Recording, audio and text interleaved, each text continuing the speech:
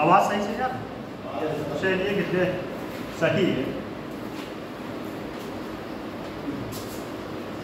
मुझे लगता है कि लोग जो है दिवाली चक्कर में नहीं आए।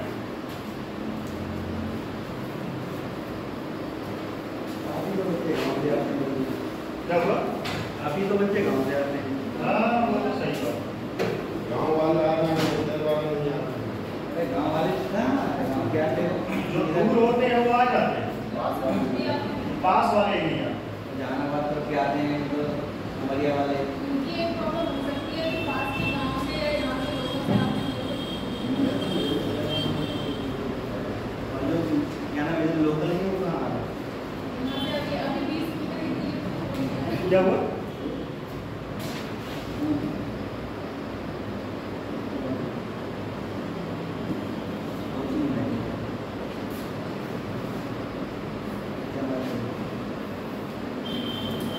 ताजमहल बता दिया था ना? महल।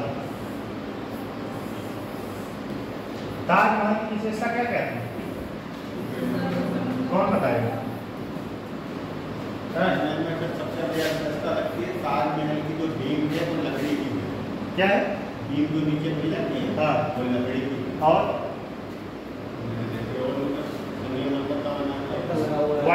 वाइट से बना है, ठीक। और ताजमहल का प्रतिबिंब जो है उसके किनारे किनारे जो झील बने हैं उसमें दिखाई देता है, ठीक। और सबसे बड़ी बात ताजमहल 4 मीनारे हैं। और सबसे बड़ी बात मेहराब बना, ठीक है। मेहराब जो है उसके सुंदरता को और बढ़ाता है, सुंदरता को और बढ़ाता है। क्या? मेहराब। ताजमहल की फिर मीनारें भी बाहर की ओर छुपी हुई हैं। और गुम्बद, ठीक। एक और सबसे बड़ा चीज 4 बाग। क्या? 4 बाग और जल।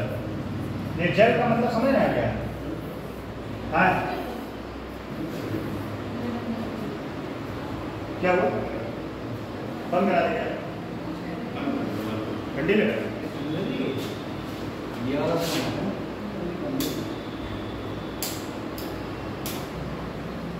और कोई?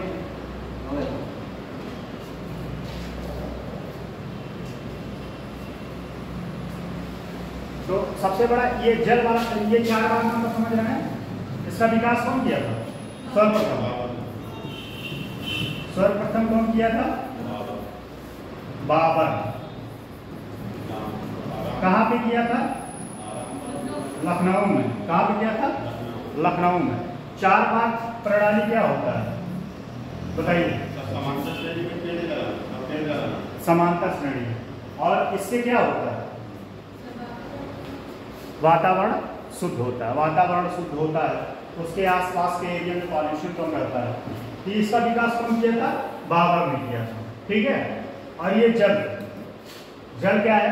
जो ताजमहल था उसके चारों तरफ झील था। क्या था? झील। क्या कह सकते हैं? नहर। जो यमुना नहर था, क्या हुआ? और ये चलने लगा। अच्छा, ये यमुना नहर जो था उससे, यमुना नहर जो था वो क्या था? वहां से जो है नहर सॉरी यमुना नदी जो था उससे नहर निकाला गया था। नहर निकाल के 4 जो ताजमहल था उसके आसपास। अच्छा, पहले एक चीज और बता दें। पहले क्या था कि ताजमहल से ही होके यमुना नदी बहता था।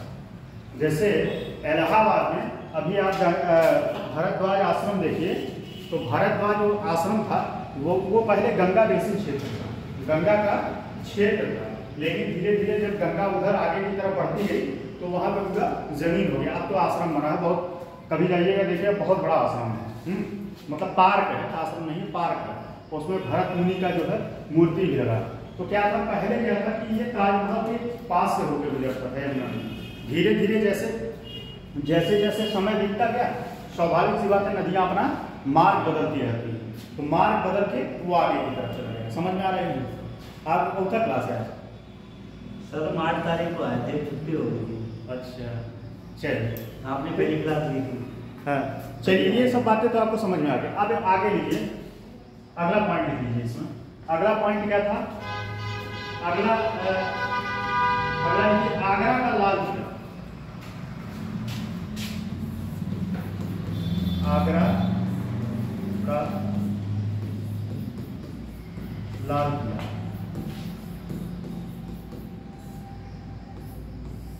ठीक, ये कहाँ पे है? आगरा में। ताजमहल से थोड़े दूर पे।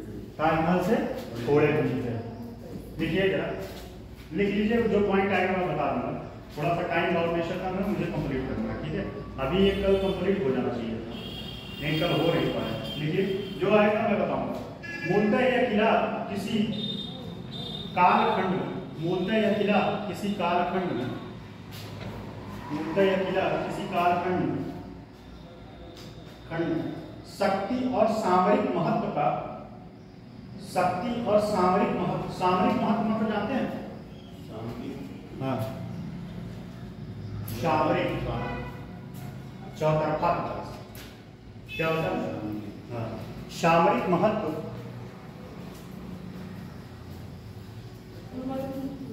गुड मॉर्निंग, सामरिक महत्व का प्रतीक होने के साथ साथ, बहुत सारे लोग गायब हो गए, सामरिक महत्व के होने के साथ साथ देश की एकता और अखंड, देश की एकता, अखंडता एवं संस्कृति, देश की एकता, अखंडता एवं संस्कृति या सांस्कृतिक अस्मिता, सांस्कृतिक अस्मिता को भी दर्शाता है, सांस्कृतिक अस्मिता को भी दर्शाता है। आगरा शहर में यमुना नदी के तट पर स्थित, आगरा शहर में यमुना नदी के तट पर स्थित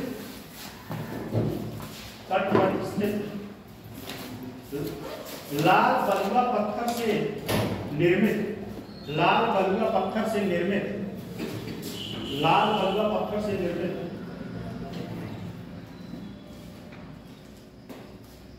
लाल दिख रहा है कि नहीं?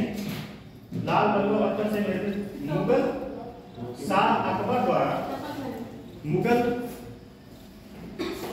बादशाह अकबर द्वारा 1565 से 73, 1565 से 73, 1573 ईस्वी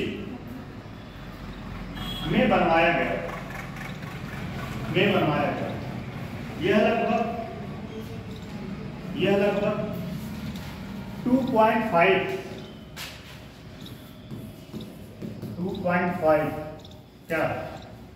2.5 के क्षेत्र, 2.5 किमी परिमाप में फैला है, इसकी योजना परिमाप में फैला है। इसकी योजना अर्धचंद्राकार,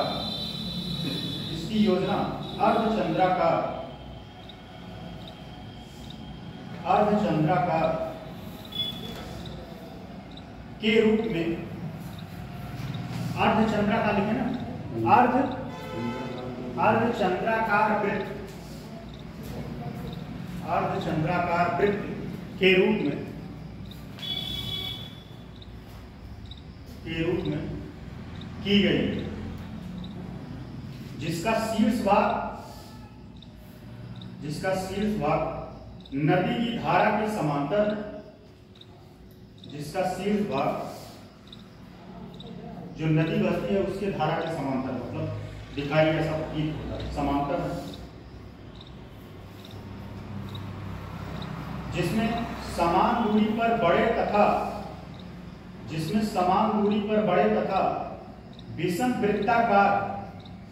विषम वृत्ताकार बुर्ज भी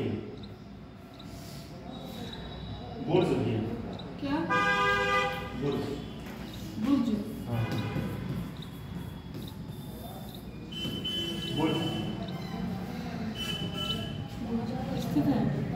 बुर्ज भी हैं। इस किले के अंदर अनेक शाही महल इस किले के अंदर अनेक शाही महल कौमा हवन मस्जिद बने हुए कौमा हवन मस्जिद बने हुए। विशेषता लिख लीजिए इसकी विशेषता।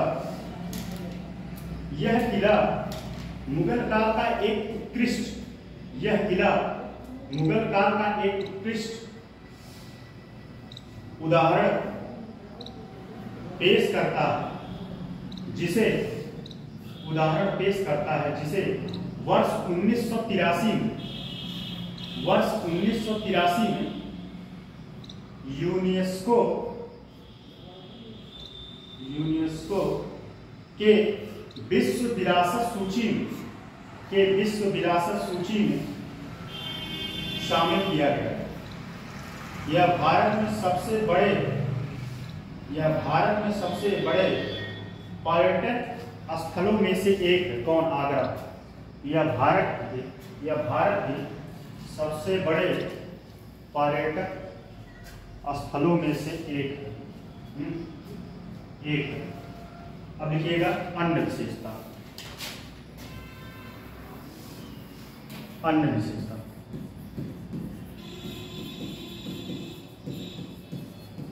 विशेषता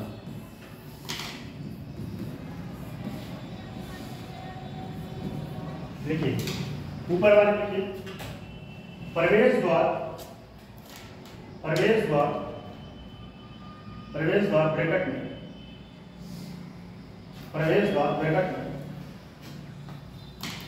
अमर सिंह गेट लाल बलुआ पत्थर से प्रवेश द्वार अमर सिंह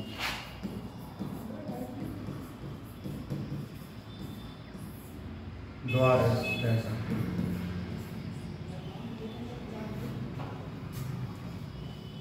अमर सिंह द्वार। फिर उसके बाद दीवाने आम, इसमें लिखिए दीवाने आम।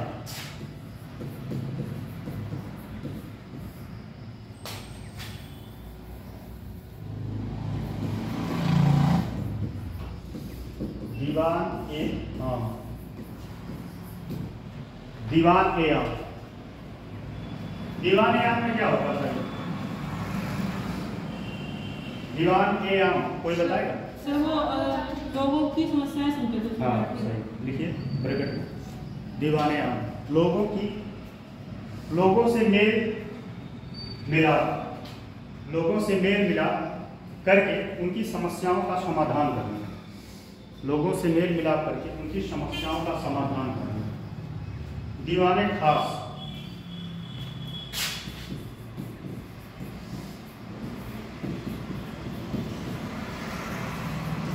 इसमें क्या होता है बताइए? दीवाने खास में क्या होता है? इसमें सर मतलब लड़े वगैरह सुनाते थे, और जो उनके और सारे लोग थे नवरत्न वगैरह बैठते थे। और कुछ बताएं? मेन पॉइंट नहीं पहुंचता। दीवाने को धर्म के लिए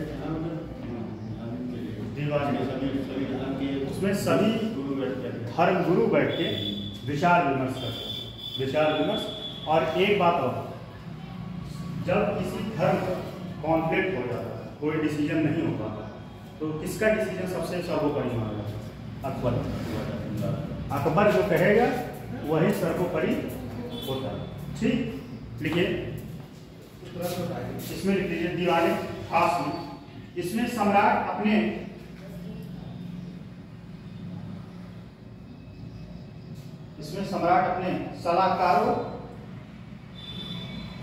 सलाहकारों और कारोबारियों एवं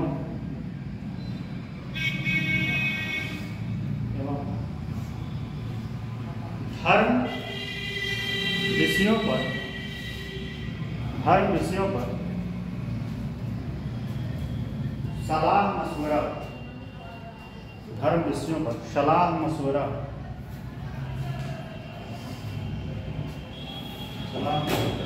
करते थे। ठीक अगला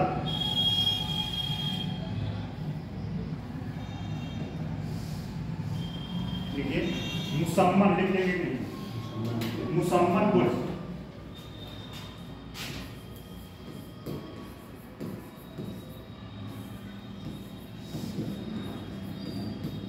मुसम्मन लिखिए इसमें। यह 8 तरफा टावर, टावर जानते हैं 8 मतलब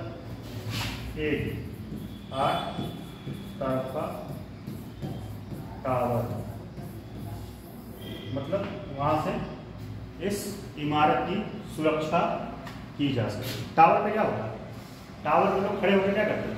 जो सुरक्षा कर्मी होते हैं उसकी सुरक्षा देखिए। अतः यह लाल किला अपने उत्कृष्ट एवं भव्य बनावट के कारण विश्वविख्यात, बनावट के कारण विश्वविख्यात। इसे हर साल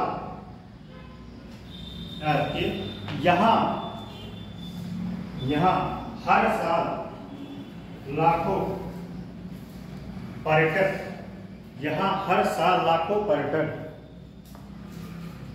क्या करते हैं? घूमने आते हैं।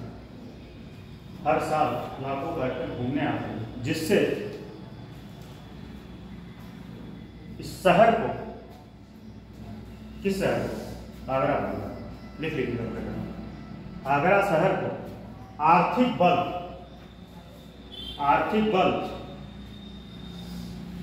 बल मिलता है, आर्थिक बल मिलता है। अगला लिख लीजिए फतेहपुर सीकरी। फतेहपुर सीकरी का निर्माण कौन करवाया था? कौन बसाया था? क्यों बसाया था?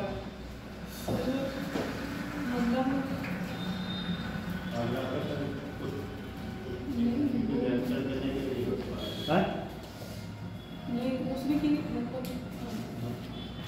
जैसे वो चित्तौड़ की विजय के बाद मतलब उसने करवाया। सही, चित्तौड़ की विजय के बाद, लेकिन इसलिए सुरक्षा की दृष्टि से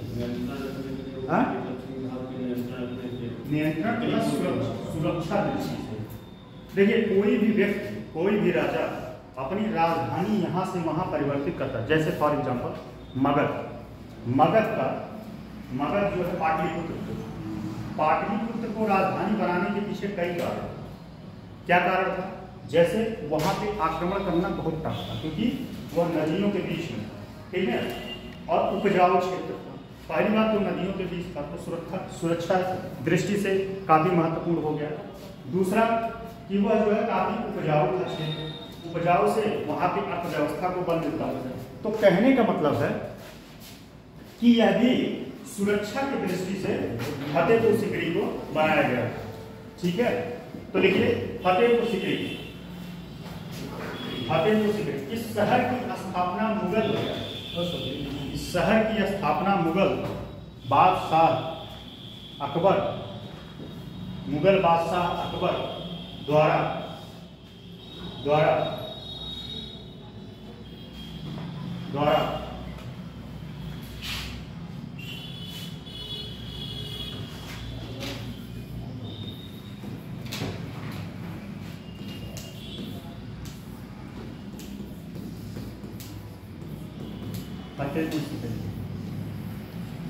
स्थापना कौन किया था? अकबर। कब किया था? कौन बनाया? 1571। हाँ? 1571। एकदम 1571। क्या बनाया था? राजधानी। ठीक। स्थापना 1571। देखिए 1571 की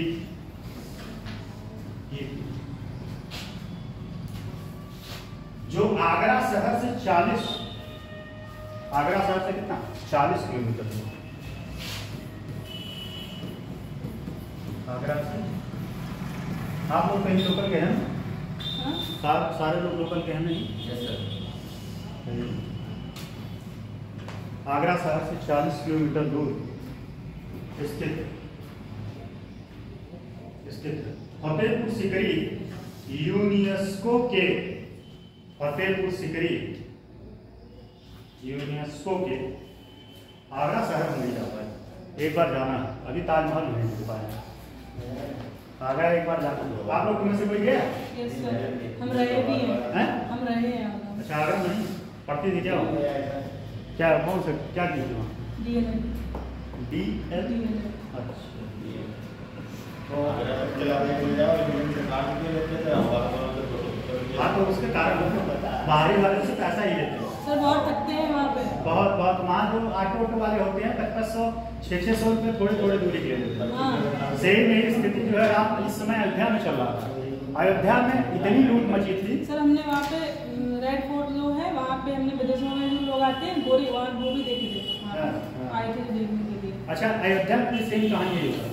बस स्टैंड से राम जन्मभूमि की दूरी मुश्किलन मान के चलो 2-2.5 किलोमीटर है। जो वहाँ का लोकल नहीं है उससे कम से कम 500 रुपये ले लेते हैं रिक्शा वाले। 2-2.5 किलोमीटर। और जो लोकल का है जिसको पता है वो किराया बताएं कितना? 20 रुपये। सर आगरा में 4 किलोमीटर का सर जो बाहर से आता है ना उससे आगरा में 4 किलोमीटर का 900 रुपये बोलते हैं। हाँ, वो 900 रुपये में छोड़ेंगे। सही बात है। ऐसे क्या है, लोगों को पता नहीं रहता ना। लोग यही इलाहाबाद में ही जो बाहरी आते हैं दक्षिण भारत से, जिनको नहीं पता रहता, उनसे खूब लूटते हैं। स्टेशन पर उतरे और जो है संगम ले जाने का मतलब कुल 5-5 किलोमीटर है। पर सवारी कम से कम अगर सवारी से बैठाएंगे तब भी पर सवारी जो है 200-300 रुपये ले लेते हैं। लूट बहुत मचता है। ठीक, फतेहपुर सीकरी यूनेस्को के विश्व विरासत स्थल सूची में शामिल किया गया। विश्व विरासत सूची में शामिल किया गया। विशेषता देखिए,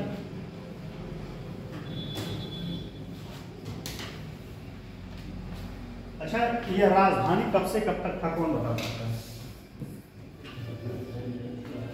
कौन बता सकता है?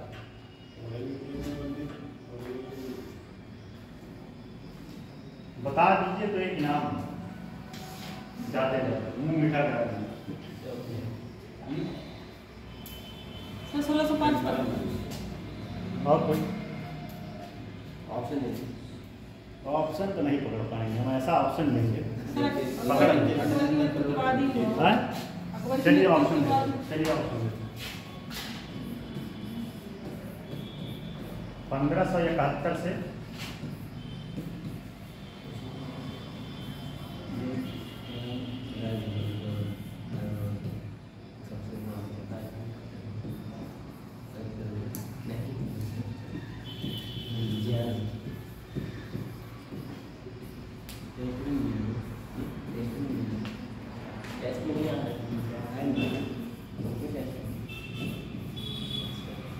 बताइए कौन सा? सर देखो 70-72 वाले तो बिल्कुल ही हट गए क्योंकि इतना तो बनी थी। पहला हो सकता है फिर कोई भी नहीं। पहला हो सकता है कोई भी नहीं।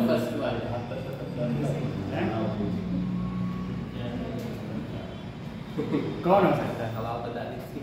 नहीं, आप लोग बताएं पहले आंसर। ऐसे ये हमारे हेल्प से आपको बताएं।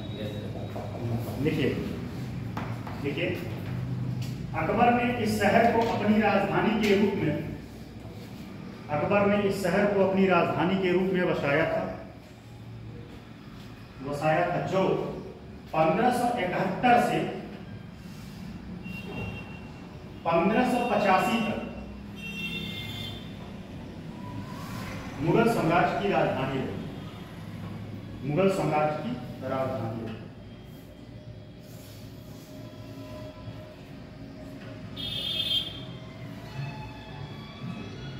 इसमें विशेषता में देखिए, थोड़ा मैं समझा दे रहा हूँ विशेषता क्या क्या रहेगा।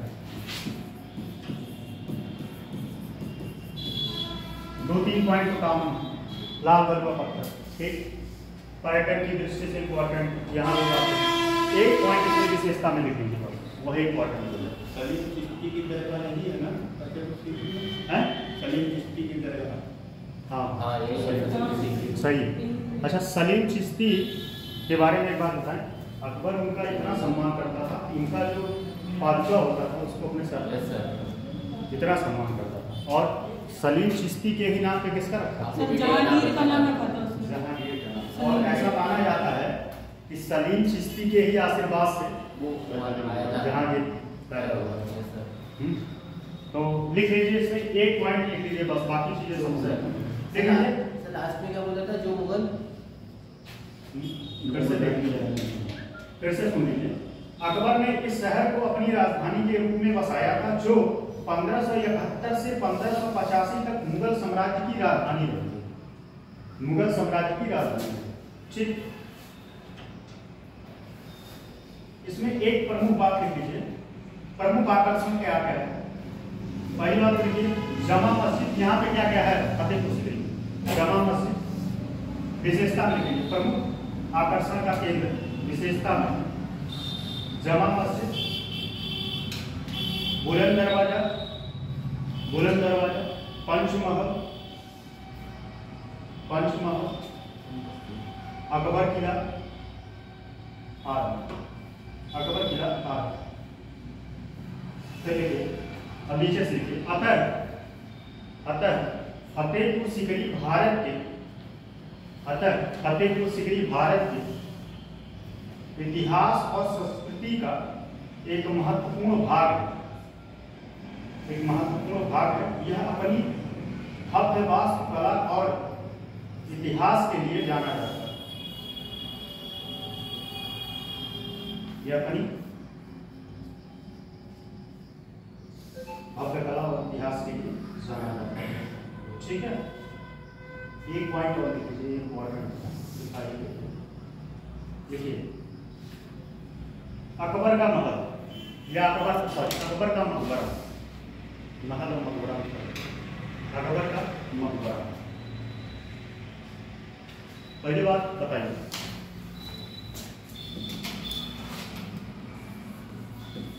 अकबर का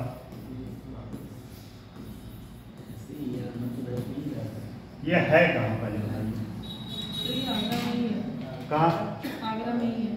आगरा के सिकंदरी, सिकंदरा, सिकंदरा है, सिकंदरा है। आगरा के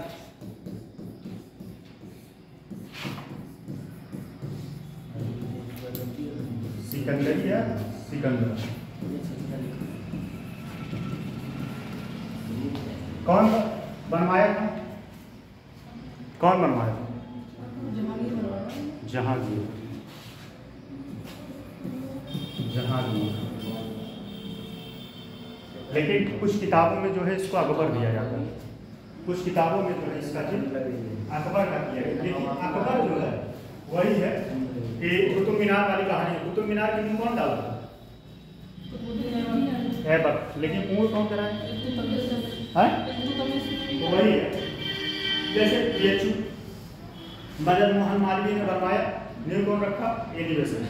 तो अगर अकबर आ जाए, इसलिए कंफ्यूजन ना हो, आप लोगों को बता दें, अकबर आए तब भी आप जो है अगर उसमें जहांगीर नहीं दिया उसमें तो सही अकबर को, अगर दोनों दिया तो जहांगीर को मार देगा, ठीक है।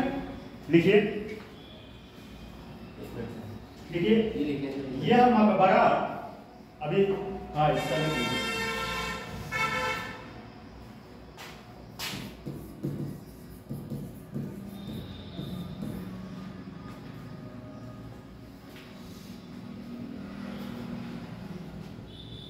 देखिए यह मकबरा आगरा शहर के,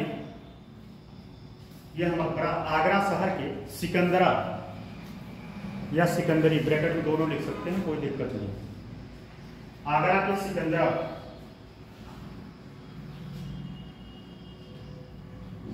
सिकंदरा में स्थित है, जिसका निर्माण मुगल शासक जहांगीर ने करवाया, जहांगीर ने करवाया। यह लाल बलुआ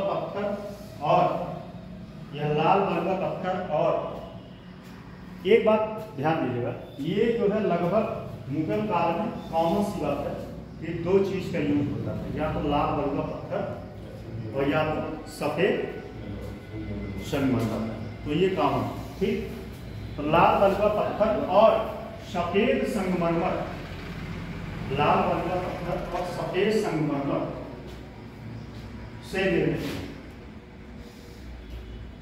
इसकी वास्तुकला शैली मुगल और हिंदू वास्तुकला का मिश्रण। अच्छा, मुगल और हिंदू वास्तुकला का मिश्रण रखी। एक कौन सा था जो हिंदू और इस्लामिक वास्तुकला का मिश्रण था? किसका था? कल ही बताया, कल ही था जॉन अटाला। और उसका कौन किया था? सर्की जो था, सर्की राजवंश में वो क्या किया था? ये इन दोनों के मिश्रण से सारा चीज बनवाया। ठीक, लिखिए मुगल हिंदू वास्तुकला का मिश्रण। ठीक, अब इसकी विशेषता लिखिए। विशेषता में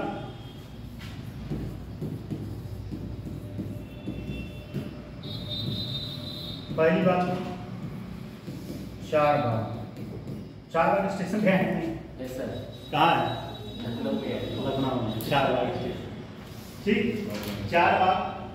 फिर है उसके बाद जो इम्पोर्टेंट होगा मैं बता दूंगा।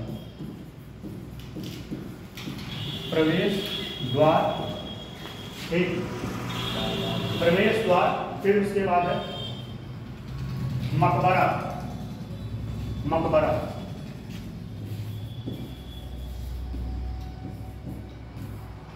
मकबरा, मकबरा। एक और लिख लीजिए, कब्र।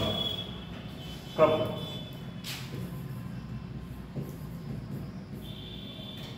इसके बारे में लिखाना नहीं, ये आपको आगे पता है।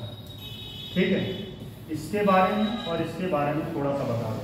इसी के आगे लिखिएगा, इसी के आगे, उसी में लाइन करके लिखिएगा। लिखिए ब्रैकेट में, प्रवेश द्वार के ब्रैकेट में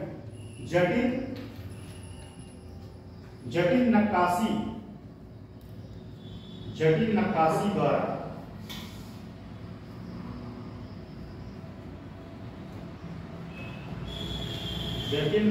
द्वारा पुराण आयतें लिखी गई। पुराण, जटिल नक्काशी द्वारा पुराण आयतें लिखी गई। ठीक, मकबरा में लिखिए, मकबरा में लिखिए ब्रैकेट में 5 मंजिला पिरामिड, 5 मंजिला पिरामिड आकार का, 5 मंजिला पिरामिड आकार का प्रत्येक मंजिल अपनी पिछली मंजिल, प्रत्येक मंजिल अपनी पिछली मंजिल से छोटी। मतलब ऐसे समझिए, पिरामिड का तो प्रत्येक सबसे बड़ा ही होता है, फिर मतलब प्रत्येक मंजिल जो है अपने से छोटी। ठीक, अब इसमें लिखिए कब्र में, किसका? कब्र, कब्र में लिखिए ब्रैकेट में द्वार मंडप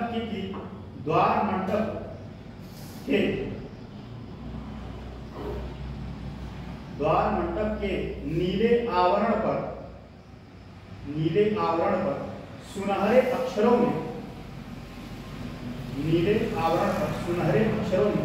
आयतें लिखी गई, जो कब्र है उस पर।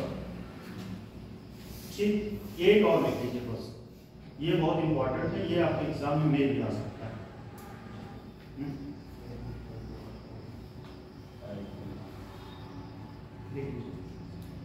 एत्मा उद्दौला का मकबरा, एत्मा उद्दौला का मकबरा।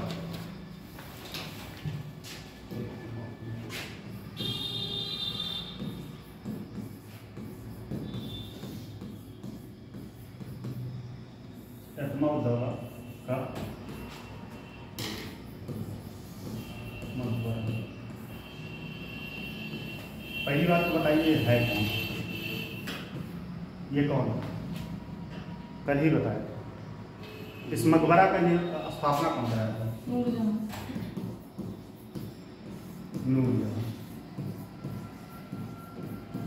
नूरजहां कौन थी? सही बताते हो फिर कहने जाते हो, सही बताने कॉन्फिडेंस, गलत ही बताओ कौन सा। यहाँ मैं तो किसी को कोई सजा देता हूँ, बस पूछता हूँ इसलिए कि कम से कम आप लोग बहुत इत्र बनाने की विधि लिखो जी। तो क्या हो गया, ये जहांगीर की पत्नी थी। किसकी? जहांगीर। ठीक। और इसमें एक कल बताए थे, सबसे पहले क्या उपयोग किया है बताइए। सबसे पहले इसमें एक नक्काशी की गई थी, पित्रादोरा। पित्रादोरा।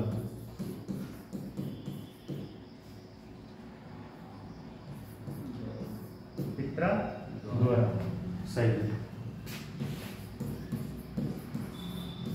ठीक। स्थापना कौन कराया? नूरजहां। सबसे पहले पित्रादोरा। और पूरा ये सफेद संगमरमर से बना था। किससे? सफेद संगमरमर।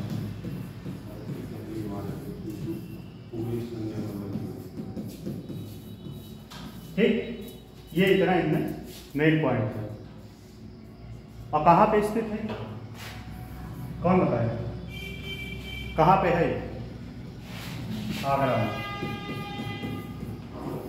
चलिए देखिए, एटमा-उद-दौला का मकबरा। इस मकबरे का निर्माण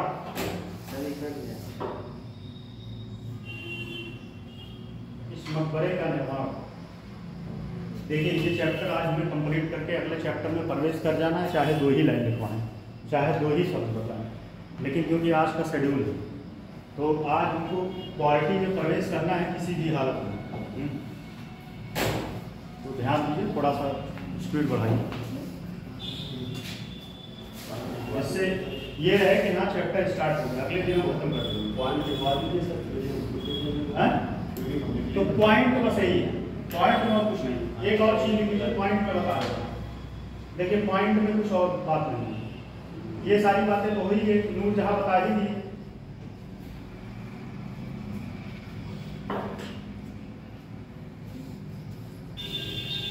इसमें लिख लीजिए, इस मकबरा में एक और लोगों का कब्र है, बेगम असरत महल।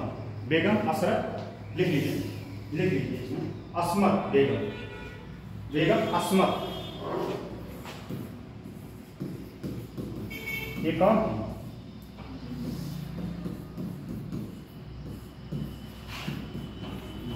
सर इनकी कब्र है इसी में, इसमें, इस मकबरा के अंदर। हाँ, इसी मकबरे में। और इनका भी इसी में है।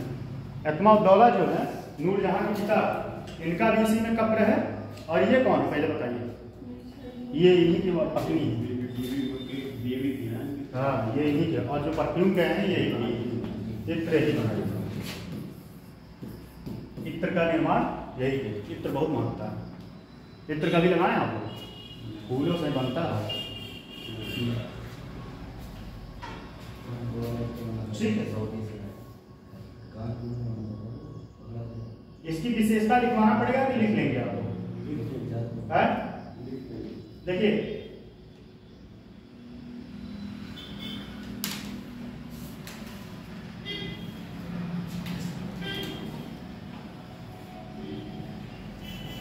ठीक है। अब चलिए लिख लेंगे ना, लिख लेंगे ना, इसके बारे में लिख लेंगे ना। चलिए अब लिखिए अगला, आवत की वास्तु। आवत, आवत, आवत, आवत की वास्तुकला। पहली बात तो बताइए, अवध की वास्तुकला की शुरुआत कौन किया था? अवध क्षेत्र में कहाँ, ये कहाँ की बात हो रही है? इसमें 2 ही चीज है। पहला, एक छोटा इमामबाड़ा, एक बड़ा इमामबाड़ा। और कभी जाइएगा हैं तो उसमें भूल भुलैया इतने द्वार है भाई, सच में सीरियसली बता रहे हैं। अगर आप लोग जाएं तो अगर कोई गाइडर ना रहे तो नहीं निकल पाओगे। हम लोग तो गए थे और गाइडर पैसा भी बोल देता है, 2-2-2.5 रुपये देता है गाइडर।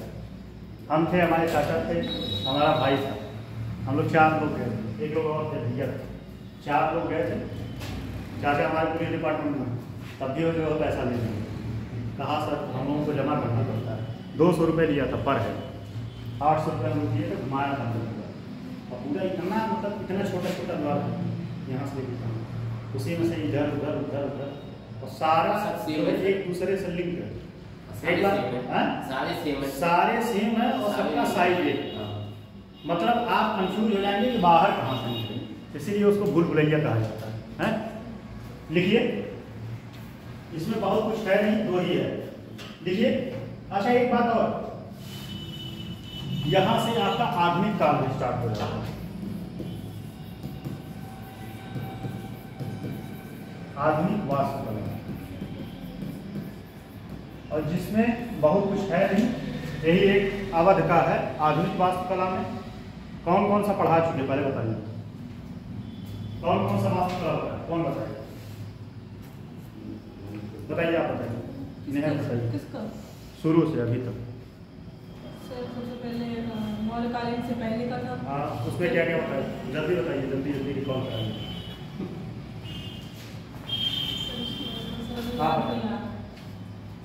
उसमें मोहरे बताए, और मिट्टी की मूर्तियां बताई, और आभूषण बताए। ठीक, अब आते हैं मौर्य काल। मौर्य काल क्या? मौर्यकाल में सर मौर्य काल अशोक का स्थल, हमें बताए, हमें ठीक, ये तो मौर्य हो गया। फिर उसके बाद गुप्त काल। हाँ, गुप्त काल में दो बहुत फेमस थे, आप क्लास में नहीं आए थे, हैं? चौखंडी, चौखंडी, ठीक, और एक देवगढ़ का दशावतार मंदिर, और भीतरगांव का, भीतरगांव का क्या? भीतरगांव का मंदिर कहाँ है? भीतरगांव कानपुर, दशावतार ललितपुर। ललितपुर। अच्छा, किसमें जो है पहली बार पंचायत शैली का यूज हुआ? दशावतार, ठीक, पंचायत शैली के बारे में पता है। अब उसके बाद क्या आते हैं मध्यकाल। मध्यकाल में क्या क्या पढ़ा था, इसीलिए टाइम मेरा थोड़ा सा हमको ज़्यादा हो जाता है, जल्दी बताइए, जल्दी जल्दी। शर्की और शर्की, इंडो इस्लामिक शैली, इंडो इस्लामिक और मुगल शैली। मुगल। उसके बाद अब ये आदमी, बात सारा समझ गए कि नहीं? इतने से आपका क्वेश्चन एग्जाम में बनेगा, यूपी से संबंधित, हम पूरा नहीं बात करते हैं। अगर ऐसे हिस्ट्री का क्वेश्चन बन गया तो आप मेरे नोट से या आपको नहीं समझ में आया, नहीं लिख पाए, तो उसके जिम्मेदार हम नहीं हैं, ठीक है? हम अपने सिलेबस के जिम्मेदार हैं। सीरियसली मैं बता रहा हूँ, इस बार पेपर होगा, जाते जाते आप लोगों को अपना नंबर दे के जाएंगे, देख लीजिएगा क्वेश्चन ना एग्जाम में, जाते जाते मेंस का क्वेश्चन देख लीजिए यूपी से। अभी मेरे पास थोड़ा सा टाइम का फाउंडेशन है, एक्चुअली क्या मैं खुद भी जो है मेरा पढ़ाने का नहीं होती है, तीसरे चौथे दिन होती है, ले लिया नहीं, अभी मेरे पास भी बहुत टाइम लिमिट है, बहुत टाइम लिमिट, आपसे ज़्यादा मेरे पास वर्क है। सच बता रहा हूं, मेरा 2 क्लास था यूपी स्पेशल का, मैं खुद ही 1 क्लास लगवाया, मेरा 2 क्लास पर डे का यूपी स्पेशल, लेकिन हम कहे नहीं अभी 2 क्लास नहीं हो पाएगा, क्योंकि टीचिंग मेरा शौक है, ठीक है? बाकी करना कुछ और है जीवन में, किताब लिखना है मुझे अपना, जिस पे काम चल रहा है, आप लोगों को टाइम कर। नाम इतना याद रखिएगा, कभी मार्केट में आएगा तो मेरा अजीत धर दुबे के कलम से अगर कभी आया तो मेरा ही होगा, अजीत धर दुबे के कलम से। मेरा ट्विटर पेज भी है इसी नाम। सर आप उसमें ग्रुप में ऐड हो? ग्रुप में ऐड हो? हाँ, ग्रुप में सर का जीतना मेरा हार नहीं, मेरे स्टेटस का वही लिखा होगा, देखिए। तो उसमें अभी बहुत काम करना है जीवन में, अभी किताब लिखना है, एक किताब लिखना है, दूसरा फिर निकालना है, तो जीवन में बहुत काम है। लिखिए,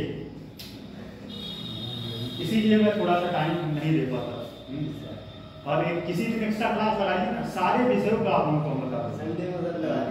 मेरा एक सब्जेक्ट में थोड़ा सा पकड़ कम है, बायोलॉजी में बस। सर 25 में लॉन्च हो जाएगी आप? 25 में 2025 में 2025 में क्या हो जाएगा?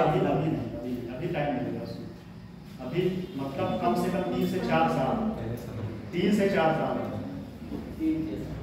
किताब लिखना आसान चीज नहीं होता है, उसको पब्लिश कराना जब आप मार्केट में निकालेंगे तो कई लेवल जो प्रूफ राइटिंग होता है, तब उसके बाद मार्केट में आता है, जिससे मार्केट में आने के बाद ये ना छवि ना बेकार हो जाएगी, किताब अच्छी है। तो उसमें मैं अपने ही बारे में लिखा हूँ, और उसमें ऐसी ऐसी बातें लिखे हैं कि जो शायद जीवन में आप गलती ना करें तो आप बहुत ऊपर जा सकते हैं। ऐसा नहीं तो बहुत गलती किया, जैसे बागवान मूवी में, बागवान मूवी में बागवान से संबंधित नहीं है, देखिए हाँ इंस्पायरिंग है ये से लेकिन सर आपका एकदम हाँ? एकदम आपका जो होगा ना हाँ तो शायद तो एक बात तो सही है कि इंस्पायरिंग है। अगर उसको पढ़ने के बाद मैं पूर्ण रूप से कह सकता हूँ कि हर व्यक्ति को कुछ ना कुछ तो फायदा होगा। सर किस पर आधारित है? मैं ये थीम नहीं बताया, थीम बताना है। चलिए देखिए अवध की वास्तु इसी तरह हमारा एक्स्ट्रा क्लास होगा जी। मैं फिलॉसफी पे अच्छा ज्ञान दूंगा। फिलॉसफी पे मेरा सब्जेक्ट नहीं है, लेकिन फिलॉसफी पे मुझे बहुत इंटरेस्ट है। ये जो दैववाद ये सब कॉन्सेप्ट, आत्मा क्या है, आत्मा क्या है, शरीर क्या है, भगवान है कि नहीं है, इन सब पे आपको एकदम बहुत जबरदस्त ज्ञान है। स्यादवाद क्या होता है किसी भी उस दिन का क्लास कंसीडर नहीं होगा, फ्री में आपको आ जाएगा। जीवन से रिलेटेड हर एक बात बताएंगे। चलिए लिखिए, यह लखनऊ शहर में स्थित एक ऐतिहासिक बस्ता है। लिखिए एक मिनट, अब लिखिए अवध वास्तुकला, ब्रैकेट में लिखिएगा आधुनिक वास्तुकला, ब्रैकेट में आधुनिक वास्तुकला, यहाँ से आधुनिक वास्तुकला। ग्रुप में हम हैं, लेकिन हाँ आप लोग फालतू का मैसेज मत करिएगा, नहीं हम लाइक कर देते हैं, काम है तो ही करिए। सर एक लड़की को किया है ब्लॉग हैं? अभी 2-3 लोगों को देखें, ग्रुप से बाहर निकाला गया, 2 लोगों को। तो सर को किया था लेकिन वो आ गया फिर से एक नहीं अभी मैं देखा हूँ, कल या परसों की बात है, ग्रुप से बाहर किया गया सर। चलिए लिखिए, पहला लिखिए इसमें बड़ा इमाम बाड़ा, लिखिए भाई साहब लिखिए बड़ा इमाम बाड़ा, बड़ा इमाम बाड़ा लिखिए। यह लखनऊ शहर में स्थित है। देखिए एक बात बता दें, इसका की पॉइंट लिखिए, बड़ा इमाम बाड़ा, बड़ा इमाम बाड़ा, इसका की पॉइंट लिखिए। की पॉइंट लिखिए कौन बनवाया, बस ये तो पता है लखनऊ में, ठीक। तो इसका की पॉइंट लिखिए असाफ उद्दौला, असाफ उद्दौला, असाफ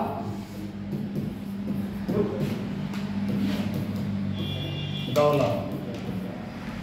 कब बनवाया था, लिख लीजिए कब बनवाया था। 1784, 1784।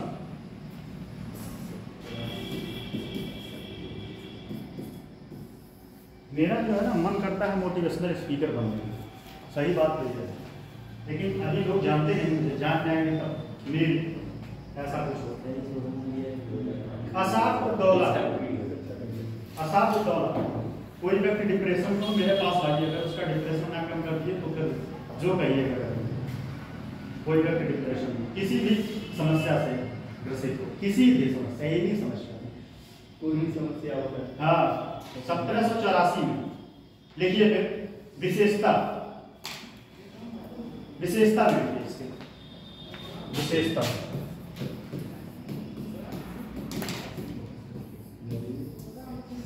विशेषता देखिए। यह भारतीय और ईरानी शैली में, यह भारतीय और ईरानी शैली, अभी तक हम लोग क्या क्या पढ़े, कौन कौन सी शैली, कौन कौन सी शैली पढ़े अभी तक, किसमें बन रहा था, इस्लामिक या इंडो इस्लामिक या हिंदू, अब क्या आ गया ईरानी शैली। तो ये ध्यान दीजिएगा, आधुनिक भारतीय और ईरानी शैली में बनी एक विशाल गुम्मदनुमा शैली में बनी एक विशाल गुम्मदनुमा इमारत, गुम्मदनुमा इमारत है। इसे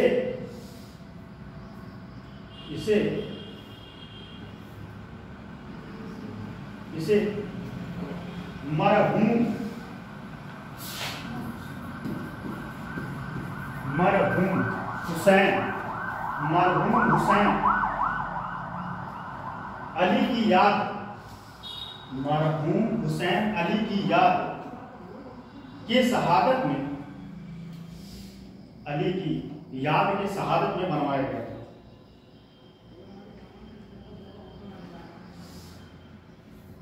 एक पॉइंट और लखनऊ का बड़ा इमाम बाड़ा अवध वास्तुकला का एक उत्कृष्ट, लखनऊ का इमाम बाड़ा, बड़ा इमाम बाड़ा, बड़ा इमाम बाड़ा,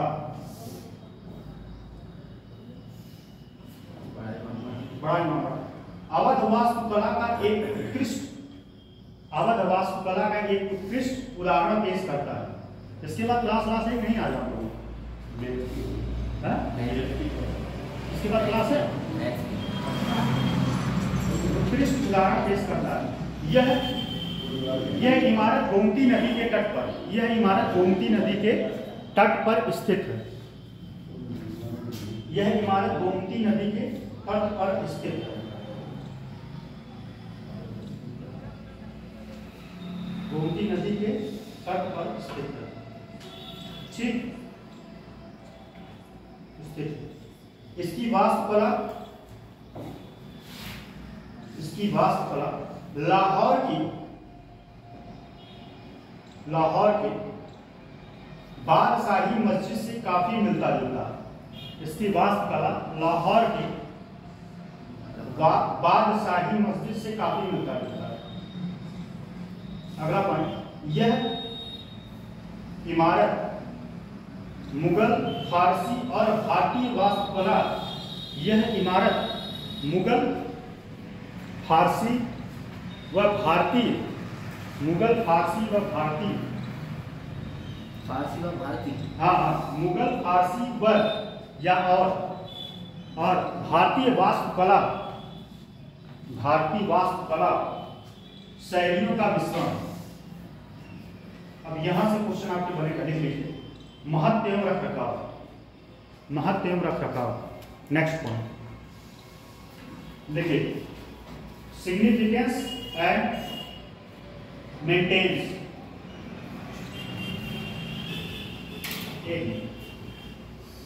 हाँ देखिए, महत्व एवं रखरखाव। वास्तुकला या स्थापत्य किसी स्थान की पहचान है। वास्तुकला या स्थापत्य किसी स्थान की पहचान या किसी वास्तुकला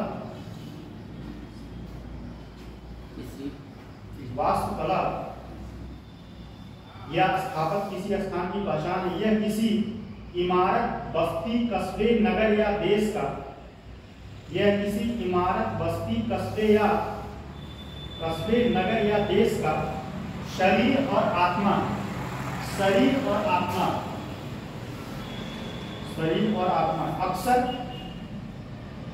अक्सर विभिन्न स्थानों की पहचान उनके आसपास के स्मारकों, भव्य इमारती,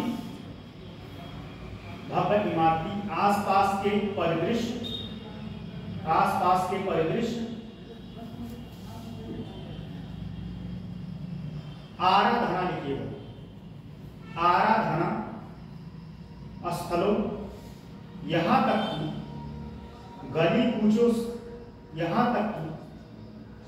कूचों से भी होता है। अगला पॉइंट, गली कूचों से भी होता है। अगला पॉइंट, किसी शहर में स्थित प्राचीन स्थल या इमारत, किसी शहर में स्थित प्राचीन स्थल या इमारत उस नगर की महत्ता को बढ़ाता है, साथ ही पर्यटकों को वहां आने के लिए आकर्षित करता है। इससे वहां या उस नगर में रोजगार के अवसर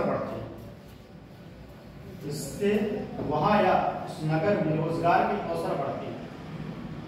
जैसे हाल ही में अयोध्या में राम जन्मभूमि मंदिर के निर्माण से,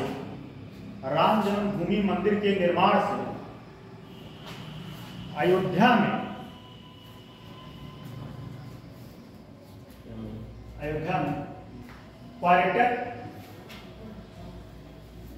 पर्यटकों के आने का सिलसिला जारी हो गया, जिससे अयोध्या शहर को आर्थिक लाभ होने के साथ साथ रोजगार का भी अवसर मिला। ठीक है, रोजगार का भी अवसर मिला। अगला एक पॉइंट लीजिए, आगरा का ताजमहल एवं लखनऊ का इमामबाड़ा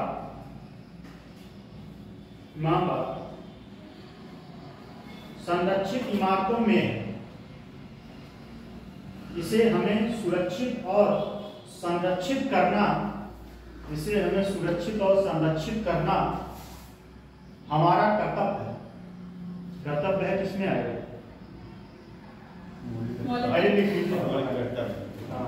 कर्तव्य है, क्योंकि यह अपने भव्य सौंदर्य का प्रतीक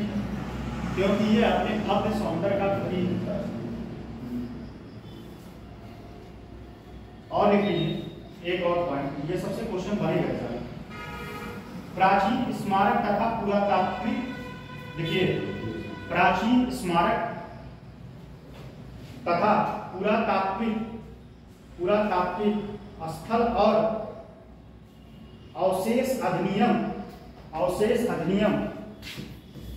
1958, इसमें देखिए यह संरक्षण करने के लिए नियम बनाया गया था।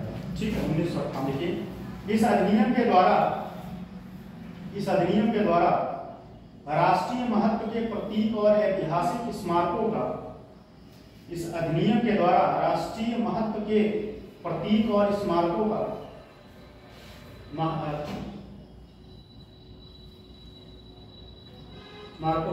पुरातात्विक स्थल और अवशेषों का परीक्षण किया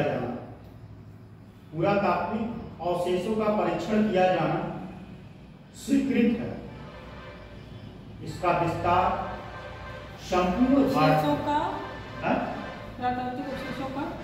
प्राकृतिक अवशेषों का परीक्षण किया जाना स्वीकृत है। इसका विस्तार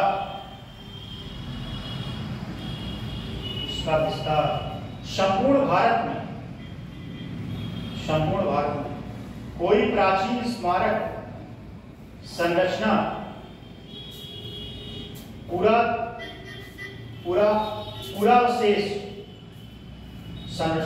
अवशेष स्तूप गुहा शैलाश्रय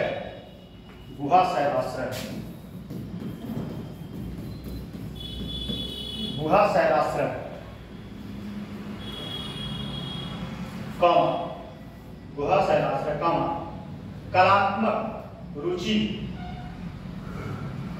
रुचि जो कम से कम 100 वर्षों से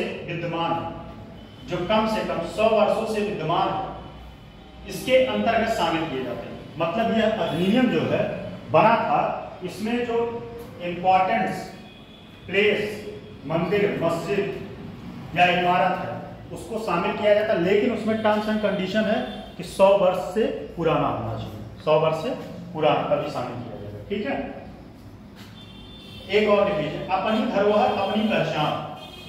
ये क्वेश्चन एग्जाम में बना हुआ, अपनी धरोहर अपनी पहचान।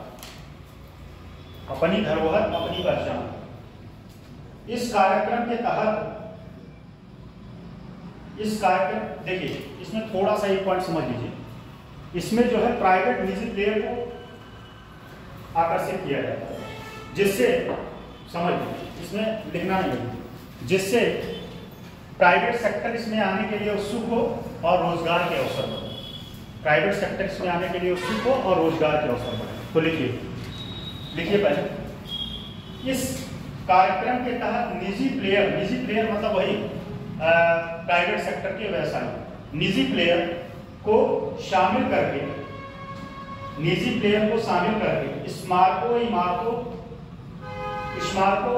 इमारतों का संरक्षण सौंपा गया। जैसे आपको बताएं, मोरी ब्रिज सुने थे नहीं? पुराना ब्रिज था, मोरी ब्रिज कहाँ था? गिर गया था गुजरात में। वो बहुत पुराना ब्रिज जो है पुल था। अभी इलाहाबाद में भी एक है कर्नल ब्रिज, वहाँ मैं जाता था सुबह मॉर्निंग वॉक करने। उस ब्रिज को भी प्राइवेट सेक्टर को दे दिया गया, लेकिन मोरी ब्रिज गिरने की वजह से उसका काम ठप कर गया। नहीं तो उस पूरे लोहे का पूरा है, लगभग 1.5 किलोमीटर में उसका सौंदर्यीकरण किया जाता, आसपास जो है फूल लगाया जाता और पार्क बनाया जाता, और वहाँ पे जो है खाने पीने का सामान आता, उसमें टिकट लगता। लेकिन मोरी ब्रिज गिरने की वजह से उसका काम हो गया, लेकिन उसका नीलामी हो चुका है। तो वही चीज इसमें संरक्षण सौंपा गया। यह योजना गैर सरकारी संगठनों, कॉर्पोरेट नागरिकों को, यह योजना गैर सरकारी संगठनों, कॉर्पोरेट नागरिकों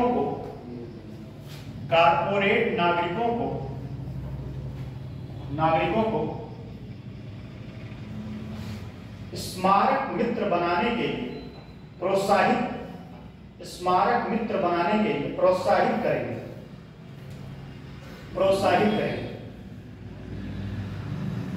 राज्य सरकार की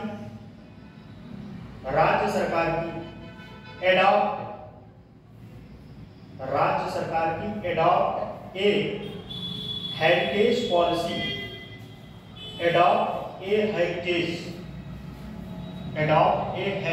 पॉलिसी, के तहत लखनऊ, आगरा, वाराणसी, मिर्जापुर और झांसी,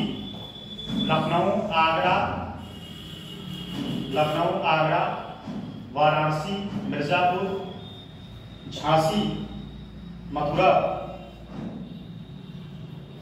के धरोहरों को संरक्षित और सुंदरीकरण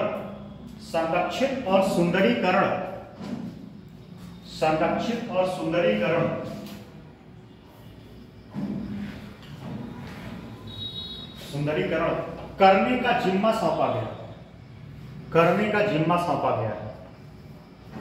ठीक, तो मिला जुला के आपका जो है चीजें कंप्लीट हो गया। ठीक है, अब एक बात समझना, एक टॉपिक आपका बच रहा है, तो मुझे लगता है उसमें कुछ लिखाना नहीं।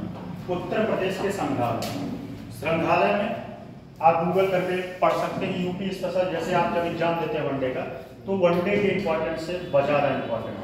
मेंस में यहाँ क्वेश्चन नहीं बनेगा। अगर आप लोगों को बहुत मन रहेगा तो किसी भी आधे घंटे में उसको लिखवा देंगे, लेकिन बहुत ज़्यादा वहाँ से इंपॉर्टेंस नहीं। अब हम अपने आते हैं अगले टॉपिक।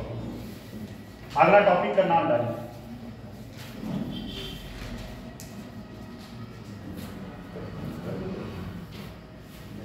अगला टॉपिक का नाम डालिए। अब एक बात और समझ लीजिए। पहली बात तो यहां से आपका पॉलिटी शुरू हो गया। पॉलिटी, ठीक है, पॉलिटी मतलब राज व्यवस्था। पॉलिटी, अच्छा एक चीज बताइए, पॉलिटी जो है राज व्यवस्था में क्या क्या शामिल होता है?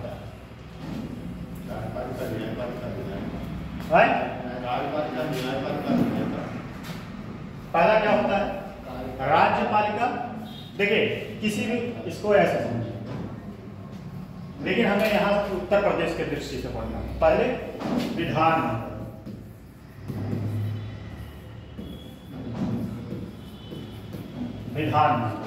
फिर कार्यपालिका,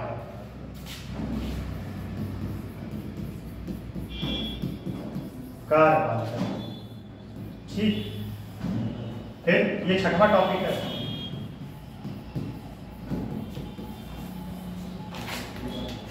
न्यायपालिका।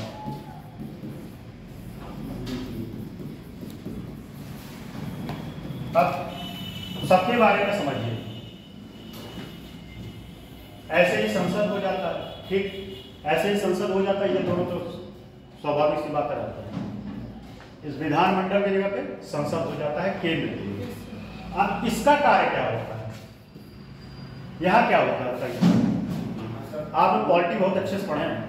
कानून बनाया जाता है। क्या होता है? यहाँ कानून बनाया जाता है।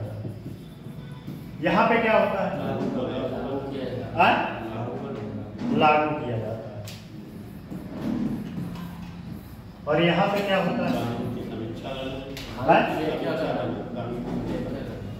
समीक्षा या व्याख्या। समीक्षा या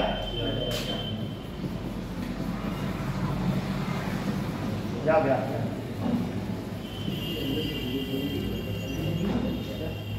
तीन चीज होते हैं।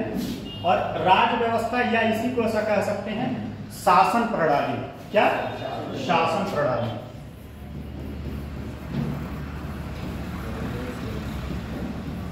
शासन प्रणाली में कौन कौन शामिल होते हैं? ये तीन तत्व शामिल होते हैं। अच्छा, एक बात और, शासन प्रणाली हो गया, विधानमंडल में कौन कौन शामिल होते हैं?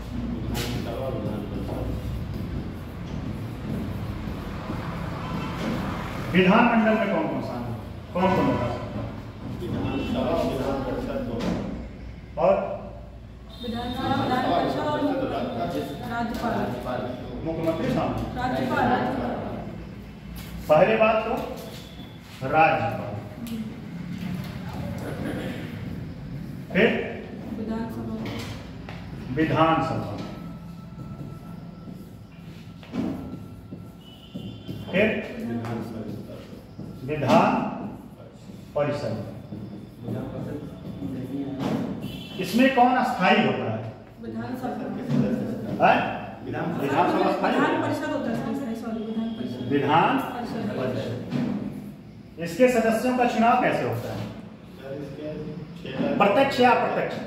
अप्रत्यक्ष होता है। उत्तर भारत में कितने विधानसभा, कितने राज्यों में? 6 राज्यों में। कहाँ? आंध्र प्रदेश, महाराष्ट्र, कर्नाटक, बिहार, यूपी, तेलंगाना। बहुत सही, वेरी गुड। उत्तर प्रदेश में विधानसभा में कुल कितने सदस्य हैं? 403। 403। 403। तो आज का टॉपिक क्या है आपका? शासन प्रणाली। अच्छा, एक चीज और बताइएगा,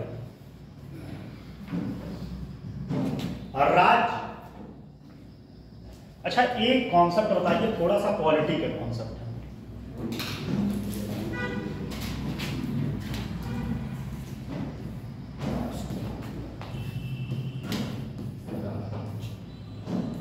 इन दोनों को कौन बता सकता है डिटेल? बताइए, कौन बता सकता है? सर राष्ट्र जो है मतलब ये कॉन्सेप्ट आपके पॉलिटी वाले सर बताए थे? बताए, बताइए, राष्ट्र और राज्य क्या होता है?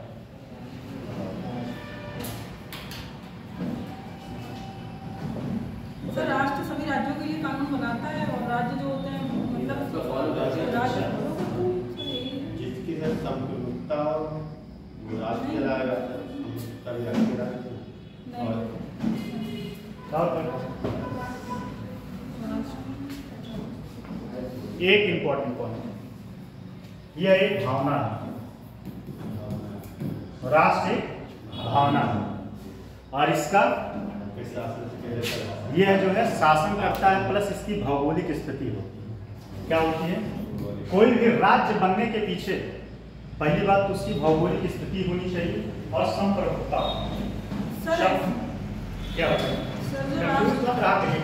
सर कंफ्यूज नहीं है, मतलब जो आप बता रहे हैं वो तो ठीक है, मतलब जो राष्ट्र है तो सर ये राष्ट्र मतलब किसके लिए कहा जा रहा है?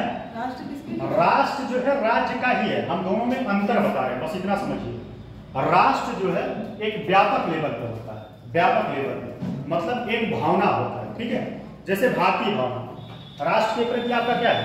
भावना है राष्ट्र के प्रति। ये लेकिन राज्य बनने के पीछे सबसे पहले इंपॉर्टेंस क्या है? इसकी भौगोलिक स्थिति होनी चाहिए। सर उसके 4 तत्व भौगोलिक स्थिति प्लस भूखंड होना चाहिए, निश्चित भौगोलिक स्थिति, भूखंड तो वही हो गया। जनसंख्या होनी चाहिए, निश्चित जनसंख्या होनी चाहिए और वहाँ पे सरकार होनी चाहिए और भौगोलिक स्थिति, संप्रभुता, संप्रभुता और संप्रभुता और नागरिक जनसंख्या होनी चाहिए, जनसंख्या,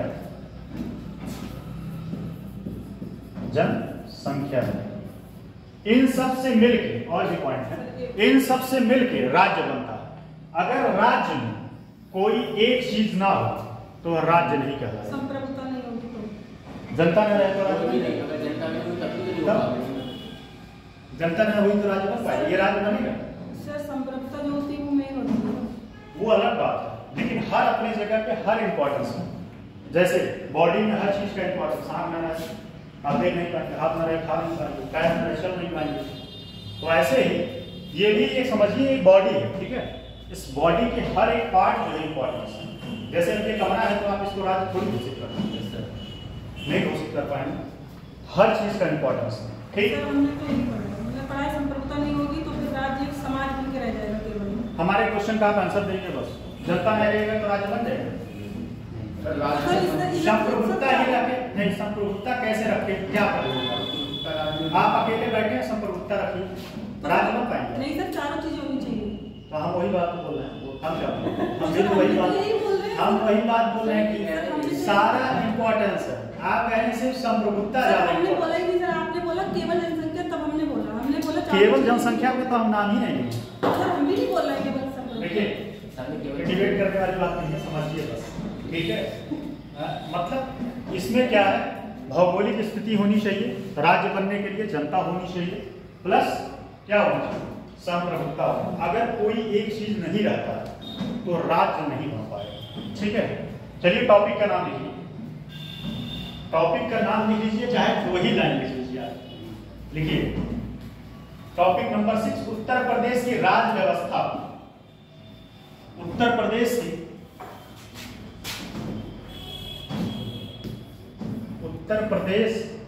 की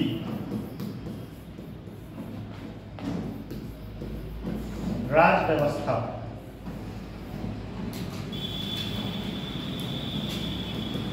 शासन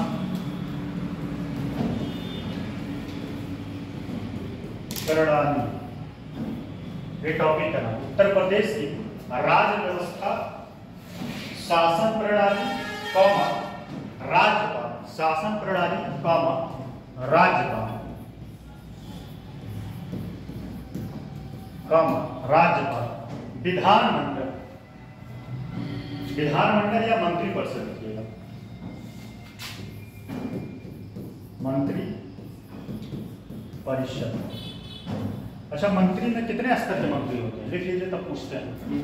मंत्री परिषद और विधानसभा, मंत्री परिषद, विधानसभा एवं विधान परिषद, विधानसभा, ये सब टॉपिक है इसमें। मंत्री परिषद, विधानसभा, सभा, चैप्टर में क्या क्या पढ़ना है, विधान परिषद, परिषद, केंद्र राज्य संबंध, केंद्र राज्य संबंध। चलिए जरा बताइए, ये आपका टॉपिक, टॉपिक काफी बड़ा है, इसमें हम पहले बता ही दिए। पहला टॉपिक इसमें है आज शासन प्रणाली। शासन प्रणाली में क्या क्या होता है बताएं। विधान परिषद या ठीक, विधान परिषद, फिर कार्यपालिका, कार्यपालिका, फिर न्यायपालिका, ठीक। ये तीन से मिलके आपका शासन प्रणाली चल पाता। एक बात और, इसमें एक दूसरे से सब सेपरेट होते हैं। सेपरेट मतलब कोई किसी के मामले में इंटरफेयर नहीं करता, कोई किसी के मामले में इंटरफेयर नहीं करता। न्यायपालिका कार्यपालिका के मामले में इंटरफेयर नहीं करता, कार्यपालिका विधान सभा या विधायिका के बीच में कोई इंटरफेयर नहीं करता। अगर इसको कहते हैं सेपरेशन ऑफ पावर, पृथक्करण का सिद्धांत। सेपरेशन ऑफ पावर पढ़े थे नहीं आप? कोई किसी के क्षेत्र को अधिग्रहण नहीं करता। जैसे कानून बनाना, अगर विधानसभा का, यहाँ ध्यान दीजिएगा, हम विधानसभा की बात करेंगे क्योंकि राज्यसभा लोकसभा से हमें कोई मतलब नहीं। तो कानून बनाना विधानसभा का कार्य है, तो हाई कोर्ट उसके मामले में इंटरफेयर नहीं कर सकता। ठीक, हाई कोर्ट क्या कर सकता है, उस कानून की व्याख्या कर सकता है, कानून की व्याख्या कर सकता है, लेकिन कार्यपालिका उस कानून को चलाता है, कार्यपालिका उस कानून का इम्प्लीमेंट करता है।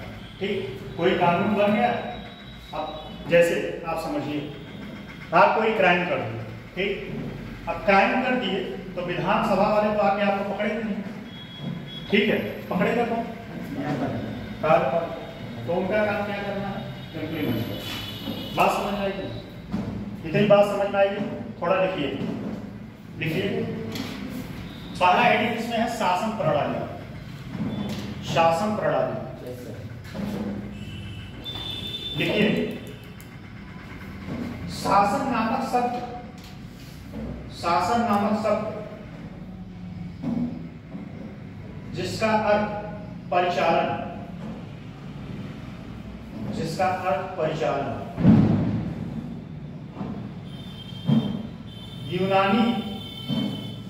यूनानी क्रिया, यूनानी क्रिया, यूनानी क्रिया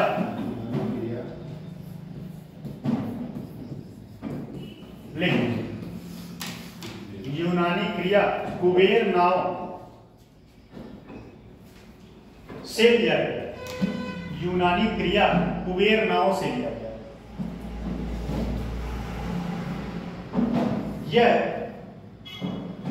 यह प्लेटो द्वारा, यह प्लेटो द्वारा सर्वप्रथम, यह प्लेटो द्वारा प्रथम बार सांकेतिक रूप से प्रयोग किया गया। शासन का प्रयोग सर्वप्रथम प्लेटो ने किया था। प्लेटो क्या था? फिलोसफर थे सर। फिलोसफर थे। उनके गुरु कौन थे? अरस्तु। अरस्तु बहुत ज्ञानी मल्टी टैलेंटेड, हर क्षेत्र में अरस्तु को कभी आप लोग पढ़िएगा। फिलोसफर हमारा तो खैर दोस्त ऑप्शनल हुआ करता था, हम तो 2 ले लिए थे। पहले एक बार सोशियोलॉजी में कार्ल मार्क्स को पढ़े थे। कार्ल मार्क्स का जो कॉन्सेप्ट है, कार्ल मार्क्स का कॉन्सेप्ट क्या था? कौन बता सकता? शामवादी, और वो स्ट्रीम लेवल पे था। वो सच बताएं तो वो हो ही नहीं सकता, वो राज्य विहीन शासन चाहता, और राज्य विहीन शासन एक स्ट्रीम लेवल की बात है। तो लिखिए अगले किया था। तत्पश्चात यह शब्द लैटिन भाषा में प्रसारित हुआ, लैटिन भाषा में प्रसारित हुआ। ये आपके जो केमिस्ट्री के एलिमेंट होते हैं, ज्यादातर ये केमिस्ट्री भाषा से ही, लैटिन भाषा से वर्ड लिए गए, प्रसारित हुआ, तथा वहीं से अन्य भाषाओं में पहुंचा, तथा वहीं से अन्य भाषाओं में पहुंचा। पैराग्राफ चेंज करते हैं, पैराग्राफ चेंज करते हैं। दूसरे अर्थों में संचालन की गतिविधियों को शासन कहा जाता है। संचालन की गतिविधियों को शासन कहा जाता है। संचालन की गतिविधियों को शासन कहा जाता है, अर्थात राज्य चलाने या राज्य करने, राज्य चलाने या राज करने, राज्य चलाने या राज करने को शासन कहते हैं। सामान्य शब्दों में शासन उम्मीदों को, सामान्य शब्दों में शासन उम्मीदों को परिभाषित करने वाले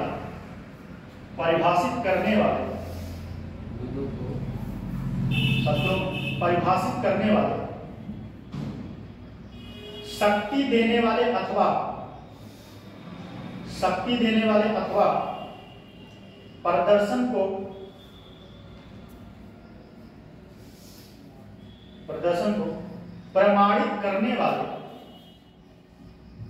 को प्रमाणित करने वाले, निर्णयों की पृथक प्रक्रिया, निर्णयों की पृथक प्रक्रिया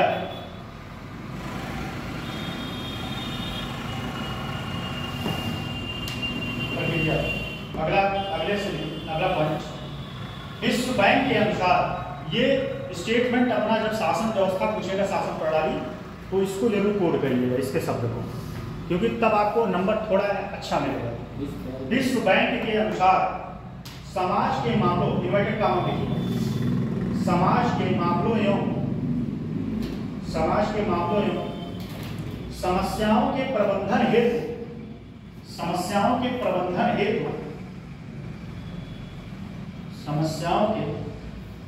प्रबंधन हेतु संस्थागत संसाधनों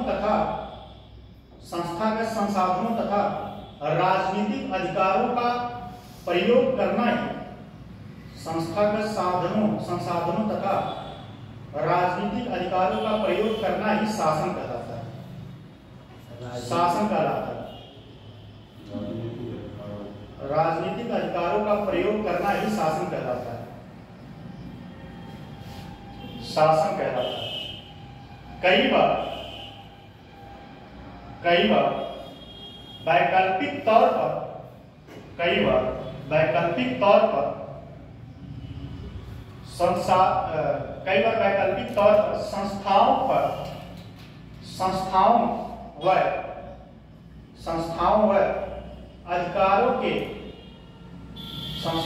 अधिकारों के ढांचे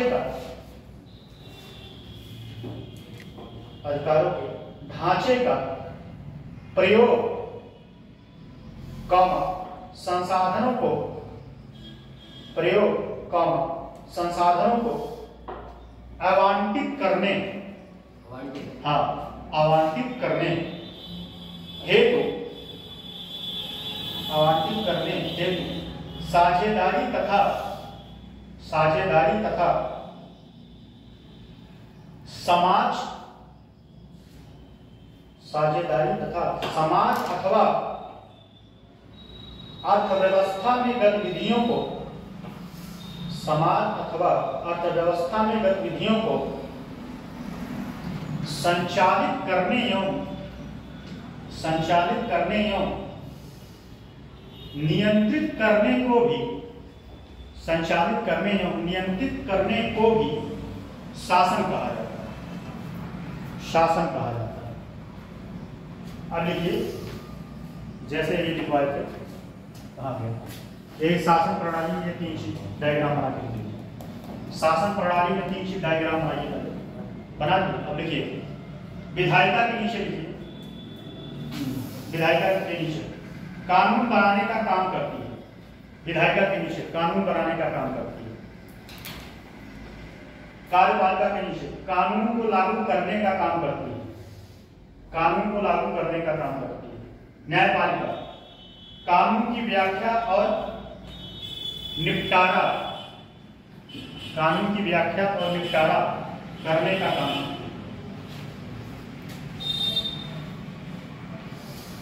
अगला पॉइंट,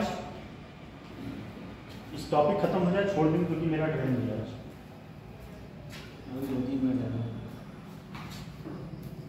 ट्रेन मेरा वैरायटी से है, 7 मिनट। लिखिए,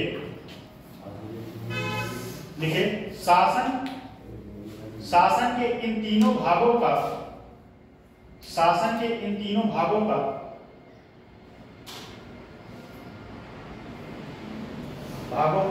ढांचा इस प्रकार होता है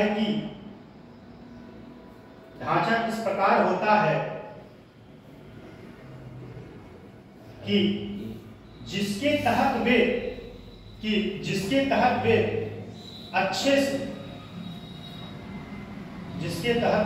से अर्थात समुचित ढंग से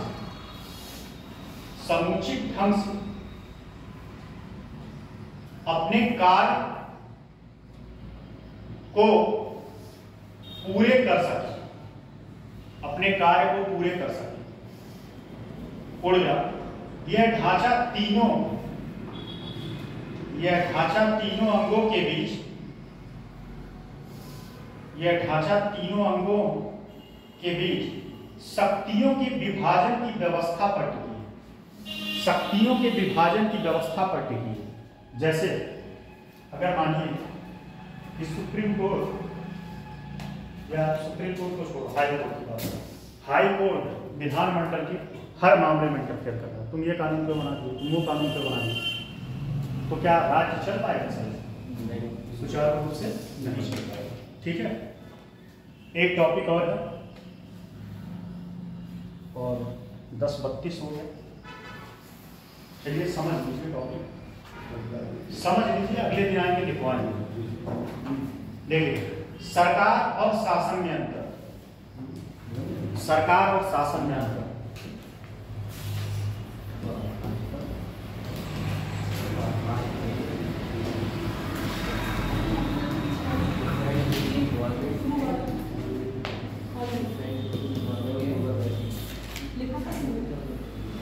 कौन बता सकता है? कौन बता सकता है? सर आगे, सर आगे सर, इन्वायरमेंट में हैं? इन्वायरमेंट में अरे तो क्या हो गया? सर आप सब जाएंगे। सर आगे तो बोल रहे थे, अरे आगे तो ठीक है। सर जाएंगे अभी क्लास में। सर आपने हमारा ट्रेन है आपकी, इस वजह से बता रही हूं। क्यों पढ़ने मजा नहीं आ रहा है? अरे नहीं सर, हाँ? ऐसा कुछ नहीं है।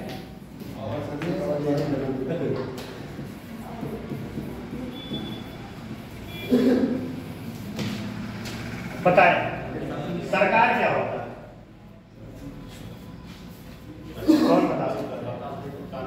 शासन और सरकार में क्या अंतर? सरकार जो है कानून बनाता है, ठीक है।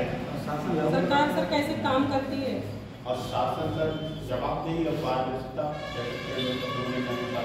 शासन सरकार कैसे काम करती है? पारदर्शिता होता है सरकार के अंदर। सर और शासन जो है, और कोई कुछ बताए? और कोई कुछ बताए? सर राज व्यवस्था का भौतिक निकाल के छोड़ दो। सर एक्सप्लेन कर दिए, सर एक्सप्लेन कर दिए, बाकी डिटेल देखिए सरकार जो है, पहली बात तो ये समझिए, सरकार व्यापक स्तर पर होता है, व्यापक स्तर पर। और शासन, शासन कह सकते हैं छोटे लेवल पर, जैसे हर क्षेत्र का अलग अलग शासन किया जाता है, ठीक है, और उस पर अलग अलग राजनीतिक पार्टियों का अपना अपना शासन होता है। बात समझ में आ रहा है? जैसे उत्तर प्रदेश में कोई विशेष शासन कर रहा है, बिहार में कोई विशेष शासन कर रहा है, ठीक है। शासन व्यवस्था एक तरीके से कह सकते हैं नकारात्मक हो सकता है। नकारात्मक कैसे? शासन में अगर कोई चीज ज्यादा प्रभावी हो जाए तो जनता के लिए समस्या का कारण बन सकता है। जैसे कोई एकदम कठोर कानून बन जाए, जैसे आप इस बात को समझिए, आप हेलमेट नहीं लगाए, ठीक, आप सड़क पे जा रहे हैं और कानून बन गया, आप हेलमेट नहीं लगाए, आपको 1 लाख रुपए का फाइन होगा, क्या करेंगे? क्या करेंगे? समस्या का कारण होगा कि समस्या का कारण होगा कि, लेकिन इसका काम है कानून बनाना। कानून ये होलिस्टिक लेवल पे होता है, ये कुछ विशेष क्षेत्र पे होता है, ठीक है, कुछ विशेष क्षेत्र पे होता है।